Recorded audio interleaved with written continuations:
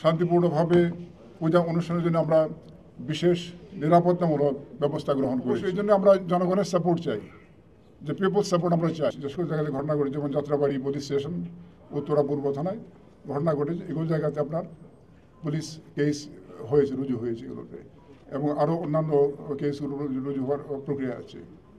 অনেকে হয়তো আপনার আত্মগোপনে থেকে এদিক সেদিক পালিয়ে গিয়েছেন। আমরা চাই আমরা চাই সমাজের সকল স্তরের মানুষ আমাদেরকে তথ্য সাহায্য করবে এ সকল পলাতক ব্যক্তিরা কোথায় আছে। আমরাও চেষ্টা করছি, আপনারা আমাদেরকে সাহায্য করুন। গোয়েন্দা তথ্য কি বলে আপনাদের? না, গোয়েন্দা তথ্য তো আপনারাই দিবেন আমাদেরকে। আমাদের তো গোয়েন্দা আছে।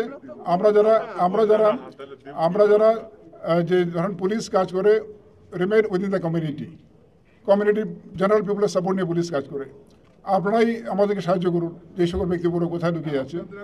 না, হতে পারে এখন তো কেউ যদি আপনার যে গোপন পদ্ধতি যেতে পারে, এতে যে হতে পারে এরকম ঘটনা। তবে আমরা বলছি যে আপনারা আমাদেরকে সাপোর্ট দিন। আপনারা জানেন যে এটি যে খুব খারাপ অবস্থা থেকে আমরা আজকের এই পর্যায়ে উঠে আসছি, এবং আমরা আমরা জনগণের সাপোর্ট চাই, যে পিপল সাপোর্ট আমরা চাই, যাতে করে আপনার যে অপরাধী যে যারা অপরাধী যুক্ত হয়েছেন বা যারা আরও অন্যান্য শ্রেণীর অপরাধী যারা আছে তাদেরকে যাতে আমরা আইন আমলে আনতে পারি, এই জন্য আমরা জেনারেল পিপলের সাপোর্ট চাই সবসময়। অবশ্যই তারা আপনার ইতিমধ্যে জানেন যে অনেকের বিরুদ্ধে আপনার মামলা হয়েছে, তাদেরকে আমরা অ্যারেস্টের চেষ্টা করছি।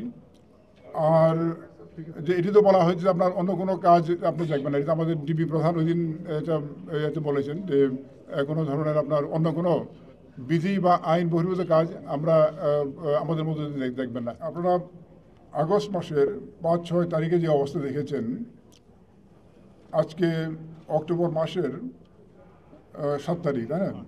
তো আপনারাই করুন যে পুলিশ কী অবস্থা আছে। এক সময় ছিল পুলিশ এই যে কর্মবিরতি দিয়েছিল, তারাও কাজ শুরু করেছে, এবং আমরা বললে তখন আমি মনে করি আপনারাও একমত হবেন যে পুলিশ অনেক অ্যাক্টিভ রোলে ফিরে আসছে। এবং এই যে পূজা অনুষ্ঠান আমরা অত্যন্ত দৃঢ় মনোবল নিয়ে এই যে আমাদের যে উপর যে দায়িত্ব কর্তব্য আছে সেটি পালন করব, এতে কোনো ব্যত্যয় ঘটবে না।